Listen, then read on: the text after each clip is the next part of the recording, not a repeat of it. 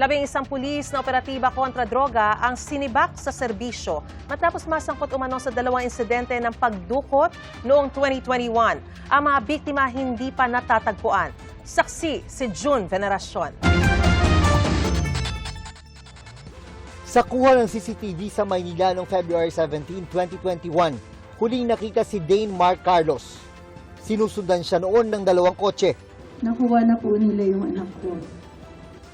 Nang sumunod na buwan, dinukot naman si Charles Dean Soto.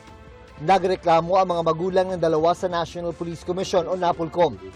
Dinukot umano ang kanilang mga anak na mga pulis mula sa Regional Drug Enforcement Unit ng NCR Police Office.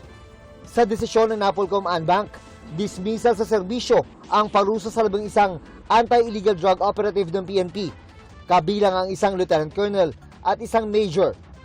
Ayon sa NAPOLCOM, kapag pulis ang lumabag sa batas, mas mabigat ang parusa. Sabi rin ng PNP chief, walang puwang sa pulisya ang pang-aabuso sa otoridad. Tuloy-aniya ang paglilinis sa kanilang hanay. Kapag ikaw yung umabuso, ito po ang kahinatnan ninyo sapagkat makikita mo naman po ang katotohanan kahit nasa administrative case pa lamang po. Sabi pa ng PNP, ang pagkasibak sa serbisyo ng 11 pulis dahil sa insidenteng yan noong 2021 ay patunay na may mga umabuso noong Duterte drug war. In the guise of anti-drug war, pero makikita po natin yung circumstansya niya, ay mayroon pong abduction na nangyari pa.